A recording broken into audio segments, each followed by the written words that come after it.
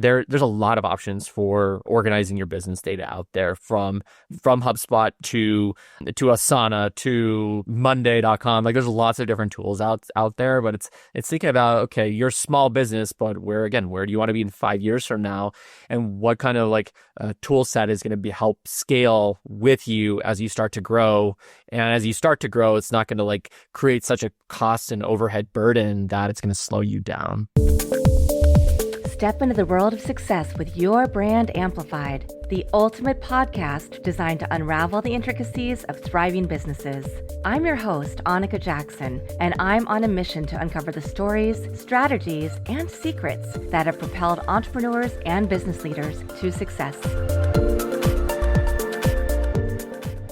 I feel like there is definitely an energy between people in digital media and people who are musically inclined.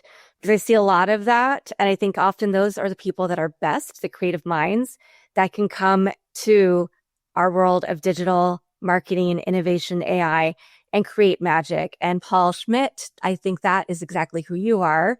You're the VP of Marketing Innovation at SmartBug Media. And I'm really thrilled to have you here today. Thanks for having me, Annika. Looking forward to today's conversation.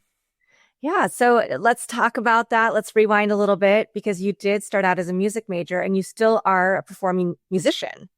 That's right. Yeah. I mean, looking back in early part of my career, I was just really gunning for being the drummer on stage. And that's really what I foresaw myself doing for my entire life. And though my career didn't pan out to be doing that, or at least where we are today, music still is a big part of my life. Creativity is a big part of my life. And early days of, before I got into marketing and what I do today was really, spent honing my craft and playing percussion, learning music, studying music. And I've been doing it my whole life. And now I'm really fortunate to be able to play with the local Littleton Symphony here and, being able to perform and play music and practice music while also having a very creative, fulfilling role in marketing. Yeah. And how did you make that transition to your next degree, deciding to pursue this other path in addition to music?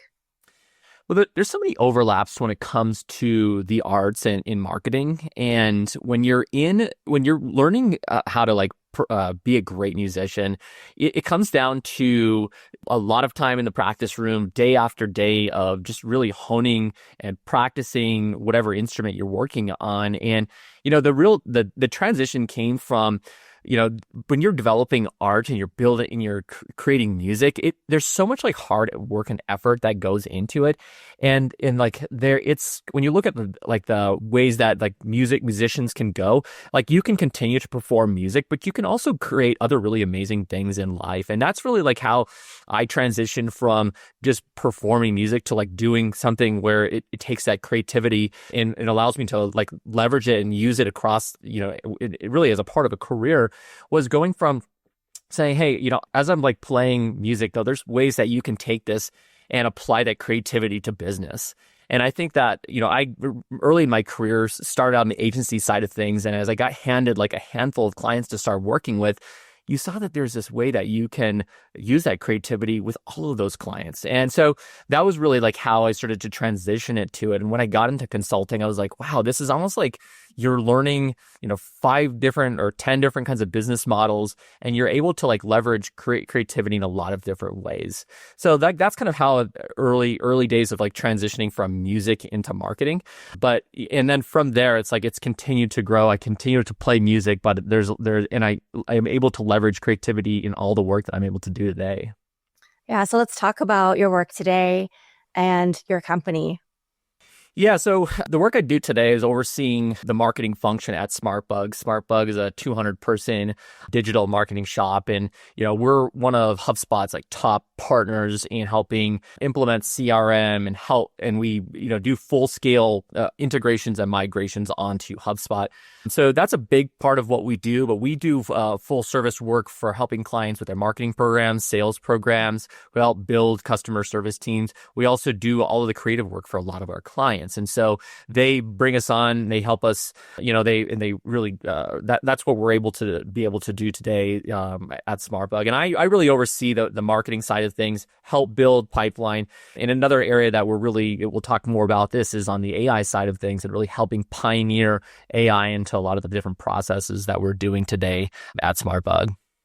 Yeah, I definitely want to get into that. I was reading some of your recent LinkedIn posts on that area and how limiting we can be sometimes in what we think of as AI use cases. But before we get into that, one thing that you shared with me before we jumped on is that a lot of times people think of growth as, oh, what new products can we add to our portfolio?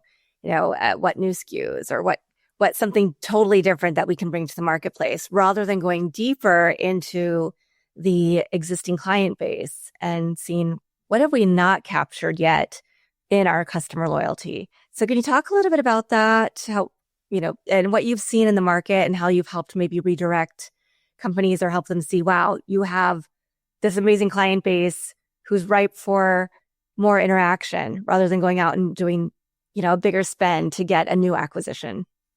Yeah, and I think this is sort of you see it's kind of pervasive within a lot of companies that they focus all of the calories from their sales team just on bringing in yet another logo into their portfolio. And I think you see it so often. And I think especially over the last few years where companies can't focus on growth at any cost, they really have to think about more efficient growth. And they have to think about what are the levers that we can pull today to be able to help us grow and also retain customers. And I think that's really where organizations are starting to allocate more capital towards customer marketing efforts. And that's really something that our team has done as well, is like we've really allocated a whole person on our team to just focus on customer client marketing initiatives, because it's like they're already paying you. They're already delivering value to them. It's like there's so many opportunities to continue to add even more value to those existing clients. And like that's really what a lot of companies are shifting. Same with SmartBug.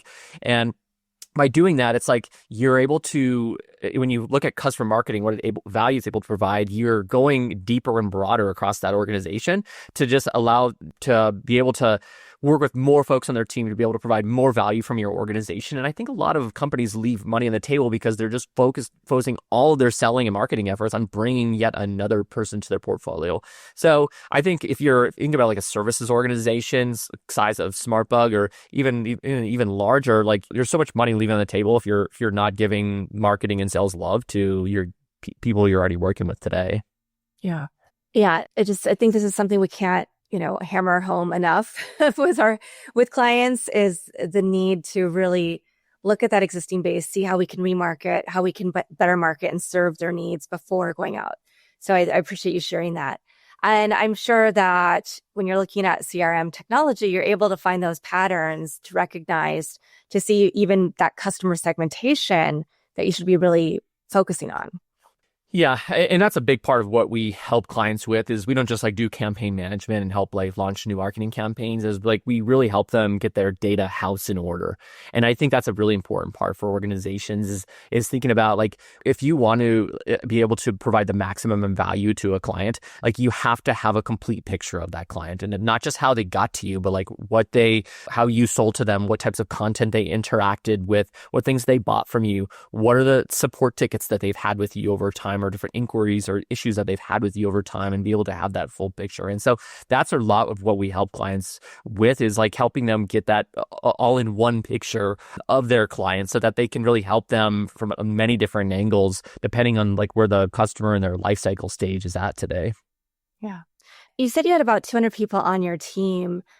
Did SmartBug start as a remote first company? Was it in office? Hybrid model? Because I noticed that that's part of, especially with 200 people, in this day and age, being a small to medium-sized business, it's not really practical to find all the right talent in one place, to pay for an office building.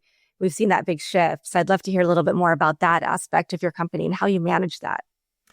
Yeah, we started around 15 years ago, and we started as a remote organization. And over the years, we've acquired a few other agencies, and some of them, they have physical real estate. But for the most part, I would say like we were a remote first company to begin with. And we were remote first way before COVID when everybody became remote. And so we already had a lot of our processes baked out. So it was like by the time like when the pandemic hit, it was like we were already working this way with our clients. There wasn't a massive shift for us. There was a massive shift for our clients. They were the ones like trying to figure out how am I going to work remotely like this. So that was a big part of, our success in that time. And since then, like a lot of agencies have figured out, wow, well, maybe I don't need physical real estate in this city to be able to be very successful. And we've seen a lot of some of our competitors have shifted to be fully remote or hybrid at least and gone down that same path. But, we've had, in terms of like maintaining culture, we've had, programs consistent from back in our early days that we still have today that allows people to connect regardless of if they're sitting in Denver or New York or wherever they are today. And I think that's something that really helps us retain our employees and really create a great remote first culture. Nice. Yeah. During the pandemic, I started a remote first company because that's what you do, right? Right. And it was great because there was something freeing about being able to find the right talent no matter where they lived and be able to reward them for that and still create that culture, even though you're remote. So what are some of the things that you as an organization have done? Because I know that it's funny because there's still a struggle with a lot of companies on how do we make sure that we are creating a great company culture, even being remote first. Yeah, and you see a lot of those companies too trying to force people to come back into the office, even though they say they're remote first. And it's I think that there's various programs. So some like we look at our company culture and we look at like there's a lot of programs that fit around your life or that happen. There's things that happen when you're not between the hours of 9 to 5 that we find is really important, and we try to invest in those types of things. And so some things that we do culture wise is like we encourage our team members to get together when they can. There are people that are in the same city together, and we fun get-togethers and like gatherings and things like that for when people are in the same town or when they travel through towns. And some of my longest lasting friends at SmartBug have been people that I've like gone through their town. We've had lunch together, and we've been able to spend like serious like in-person time together. And so we fund those types of programs that do encourage people to get together. But there are others as well. We encourage people to go and take different educational programs and things like that so they can continue to hone their skills and learn things outside of their working hours so they can get better at what they're doing. And we invest in educational things like that. And there's also like annual get-togethers that different teams do as well, and just bringing everybody together. And those are also things that we fund. And though we are a remote first company, we do think that like there's nothing like getting together with your team members or your clients or your partners, be able to foster those types of relationships. And that's something that we continue to invest in. Yeah, wonderful. Speaking of getting people together, obviously that's what you want to see when you have a CRM. You want to make sure that you have a clear picture of all of your clients. But I think a lot of times people say, great, I put all this information in. And as you mentioned earlier, you don't know what to do with it. And today we're seeing, we see mad tech, instead of having digital and advertising and marketing be two separate things, they have to work together as a full funnel strategy. So what are some of the things that you see that you have to course correct for your clients to make the best use out of a CRM or out of HubSpot? I think what we see a lot of times when we bring in clients onto HubSpot is they try to bring all of this technical debt or technical baggage with them from previous systems that they're using. And they try to take the exact same process and just try to like dump it onto the new system. And when you think about like when you're migrating to a new system of record, think about that as an opportunity to be able to like rethink what your processes are today. And I think that's so true today especially when you think about all the advancements with AI and how fast that's moving and all the processes and all legacy processes that we've built up over time. Like, do we still need to have all these processes anymore? Can we skip 10 steps in the middle and still have the same quality and quantity of output? And so those are the types of things that like one of the biggest missteps is like just trying to like drag over your old systems and dump it in HubSpot. And same with all your data, just export from that system, put into this new one. And I think like we really try to like talk with our clients about we need to clean this up, because if you really want to be able to have that complete picture of your customer and you want to be able to leverage and get great quality AI out of this, like you need reliable data, accurate, up-to-date data, clean data. And so like that's the biggest thing that we try to focus on is like this is not just like a faster horse. This is like this is a car. This is a rocket ship that we're getting onto. So that's kind of like how we have to re-engineer, help them kind of reframe how they're thinking about things. Yeah. Well, and when you're thinking about that reframing for your clients, obviously your company's been around a lot longer than we've been using the words generative AI and, throwing out these different terms, even though it existed before we all started using AI and, machine learning. What about your team? How did you have to make a transition with your team, or did you have to get everybody up to speed on what capabilities you had in this new world where everybody's talking about AI, to make that shift then to your customers and helping them understand?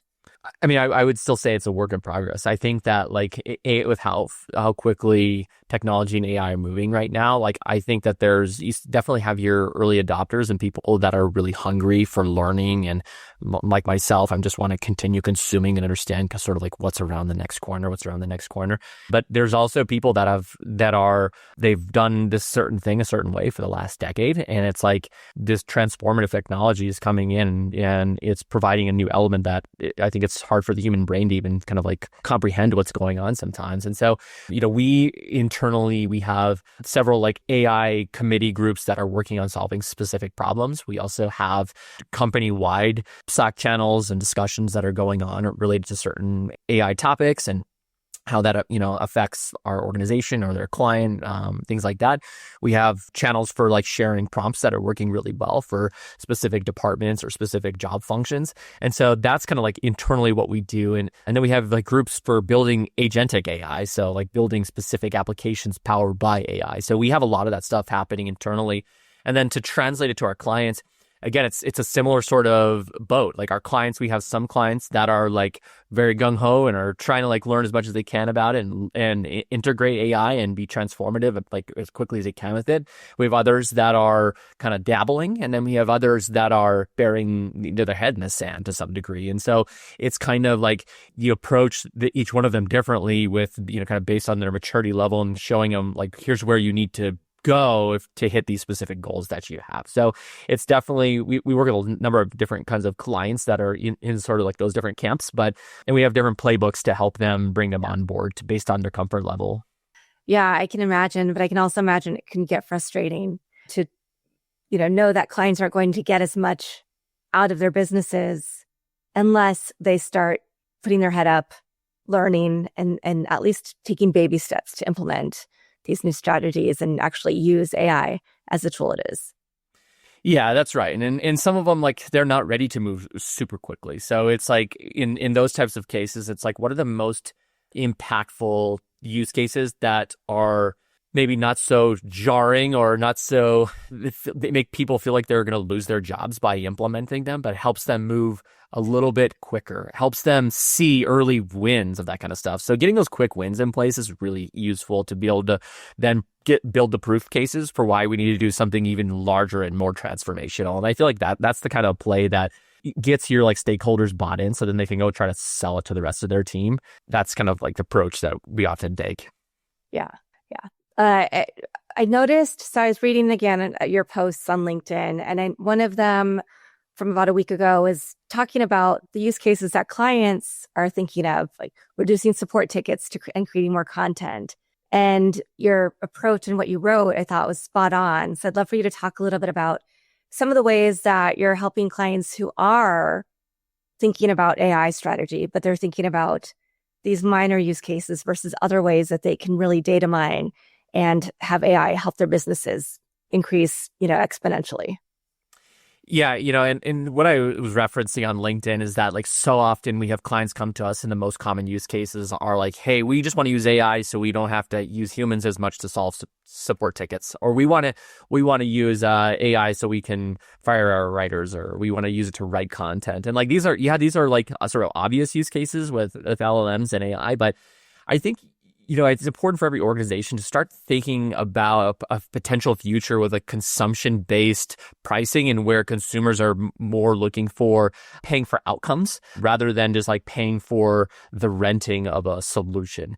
And I think that's really what I try to talk with clients about is like thinking about your own pricing model today. What are the types of outcomes that your customer may be like that you can offer to your clients that's not charging them for what you sell to them today, but it's charging them for in smaller bits of the outcomes that you're able to provide to them. And so I think it's hard to think that way because like we're so ingrained in like selling whatever solution like we've been told to sell. And I think that it comes to getting product team together, marketing leadership together to think about like, what is the future going to look like in a few years? It's hard to know, but we need to start thinking about if we're, an agency, for example, it's like, what are your clients going to be paying you for? Are they going to be paying you for closed deals? Are they going to be paying you for leads that you're generating? Or like, are they going to be paying for meetings that you're helping them book?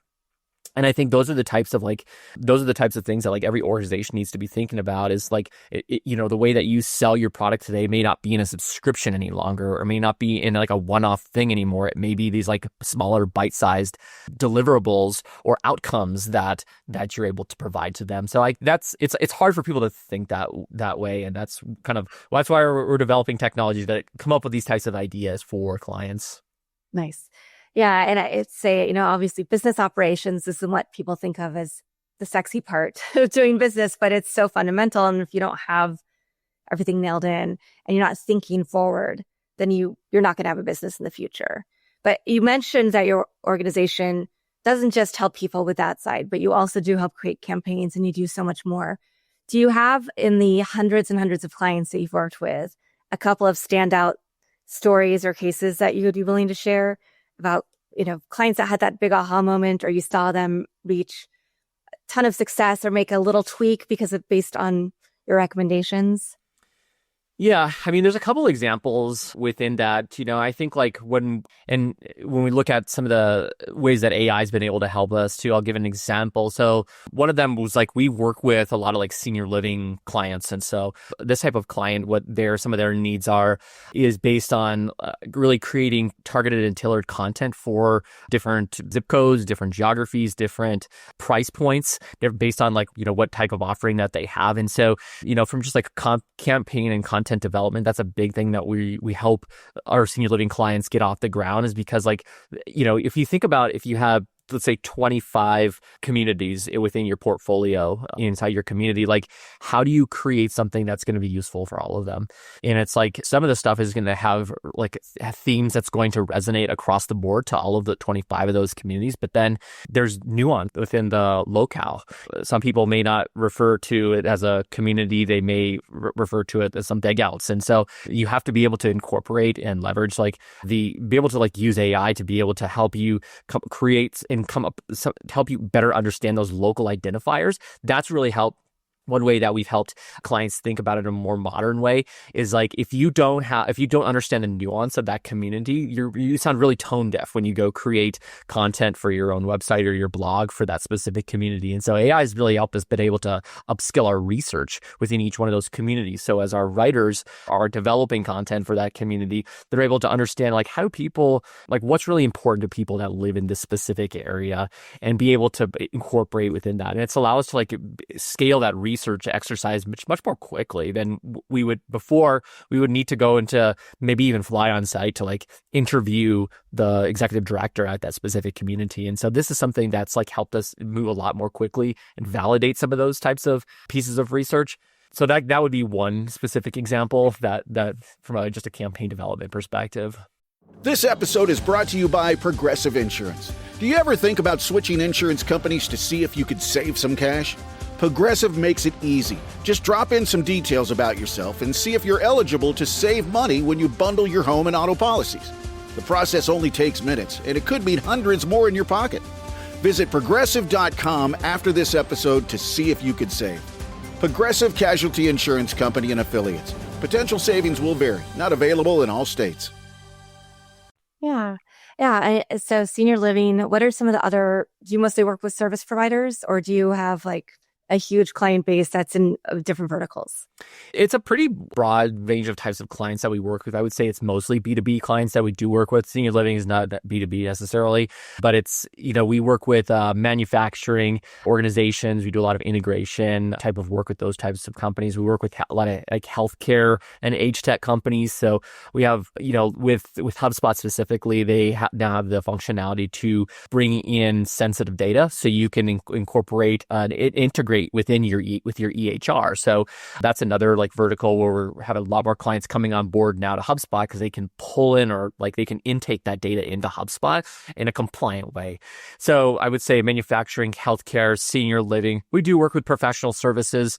And then, we have a whole branch of SmartBug that we do also build like e-commerce websites for and do like stuff that's in Adobe, in other platforms as well. But I would say those are like some of the core platforms or core verticals that we work within.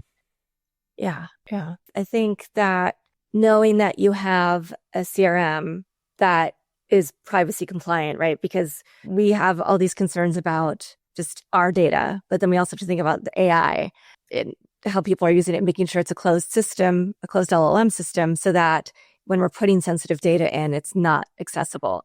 So it's really great to see that businesses are being proactive, because I think sometimes, depending on what country you're in or what state even, the rules are different. And so it can be hard to be compliant and make sure that you are safeguarding your clients.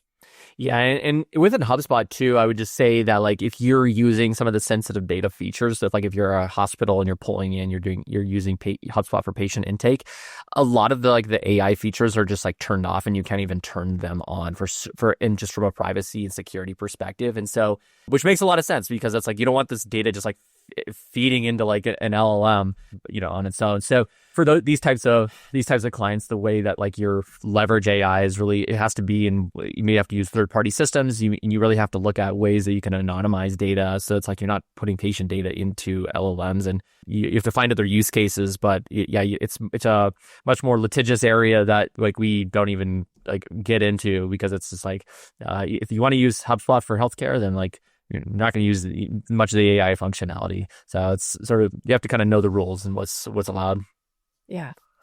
And where do you see, obviously AI is a big area, but where else do you see growth opportunities for your business and for other businesses, your client base in the future?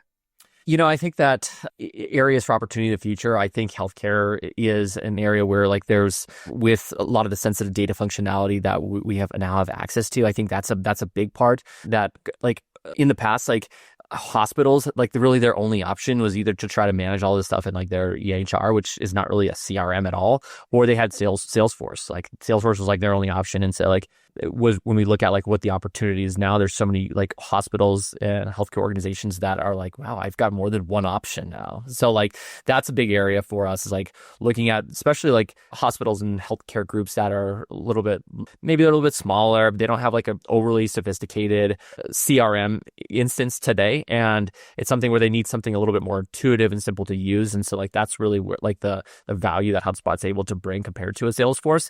So that's one area. The other one is like similar sort of thing I'm talking about is with manufacturing organizations. Like, how do you manage the complex relationships that you have with manufacturing customers when they have very like customized types of like end products that they need?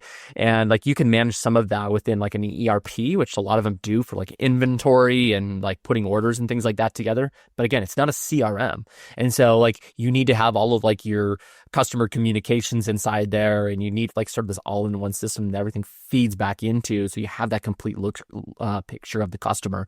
And so like those are two areas where we're really focusing on for those types of clients, helping them integrate their ERP with their CRM so they have that complete view. They can see all the orders of the customer, but they can also see all the conversations and all the things that the customer could be interested in. So those are two areas that are really continuing to be ripe for growth, that we're really going after these days.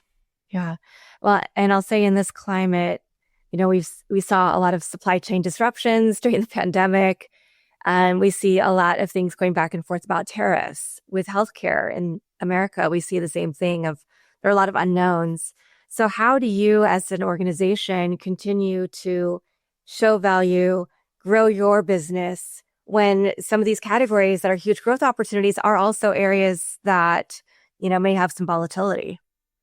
Yeah. I mean, there are definitely some clients and prospects that we talk with that they're making very calculated and slow decisions just because it's like they don't know what the administration is going to say next week, and they're quick to pull back on things just because like they feel like, hey, like my thing's going to collapse, the economy's going to collapse and it's so quickly. And so I think what we do is we help ensure that the client has a consistent, good system of record to help instill that trust for our clients. And that's really what we help do, is we help them build these like systems of record, which then they know that like all of their business data is in there. It's reliable. It's consolidated. The data is easy to access. The tools are easy to use, and your team is trained up on them. And, we put one foot in front of the other. And I think we just try to like help our clients like kind of think through how these types of things that are happening in them from a macroeconomic perspective could impact their marketing and sales programs. And that's really like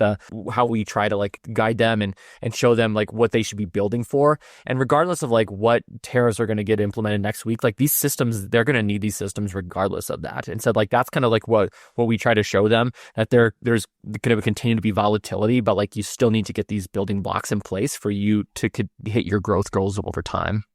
Yeah, fantastic. I know that was like a little bit of a left field question for you. But the important thing is really honing in on, doesn't matter what's happening in the external world, you still have to have great systems and processes. You still have to know your customers. You still have to have the data to be able to see where your areas of opportunity and growth are, no matter what else is going on in the world. And so, Thank you. Yeah. And I wanted to ask you, we've talked a lot about CRMs, things that people do wrong, things that why they're necessary. What is the one thing that people should look for when they're at that stage in their business where they're saying, oh gosh, okay, I actually have a business now. I have customers. I need to figure out what CRM I should be part of, that I should integrate into my business, and how to best use and set up that model. Yeah. I think, we come from a couple different angles. Like there's certain types of, sometimes we're talking bring it back to senior living again. So for this type of example, like there are sort of like industry vertical CRM systems that are like, that's all they do is they just build like a CRM system specific to that business model. And I think like there are we hit certain junction points with clients where they're like, should I go down the route of buying, this industry specific CRM, or I use something that's a little bit more a broad type of CRM like a Salesforce or a HubSpot? And I think like that when we're working with those types of organizations, it's like, where does your organization need to be in 5 years from now? Like, are you looking to scale from 20 to 50 communities?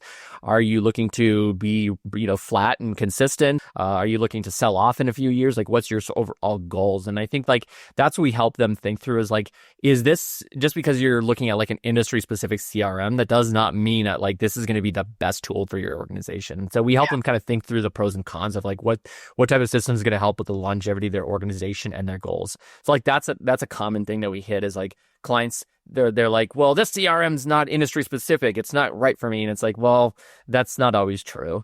And then I think on the other camp, then you have folks that are like just getting into like you're mentioning, like new businesses, and like they're managing things on spreadsheets, on notepads, on the whiteboard that's behind them.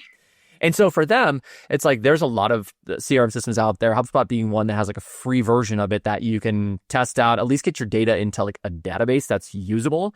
And it's something that you can, you could get yourself out of a spreadsheet, get yourself off of a notepad, and get them into a place where you have like centralized data for other people in your organization. And so those are the two things that we try to like guide organizations towards. In the latter right there, it's like there's a lot of options for organizing your business data out there, from HubSpot to Asana to Monday.com. Like there's lots of different tools out there, but it's thinking about, okay, you're a small business, but where do you want to be in 5 years from now? And what kind of like tool set is going to help scale with you as you start to grow? And as you start to grow, it's not going to like create such a cost and overhead burden that it's going to slow you down. Yeah. Fantastic. And I know that we're going to have a link for Smart Take in the show notes. Can you tell us a little bit about that? Yeah, Smart Take is our monthly webinar that we put out for folks that are interested in HubSpot or that are HubSpot users that are trying to understand the newest features that have come out over the course of this last month. And the HubSpot product team, they push out like between 50 to 100 product updates every month.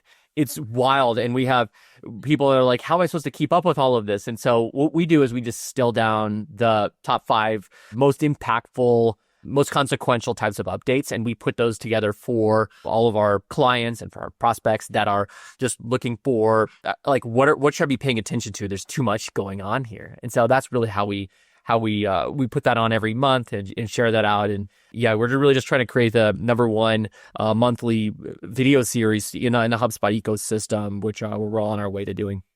Yeah, fantastic. And Paul, I always ask one last question. Do you have a favorite quote, mantra, verse, poem, family motto, just words that continue to inspire you to do what you do? And I kind of hinted this earlier when we were talking about AI, but I think the quote of, if you ask people what they wanted, they would have said a faster horse.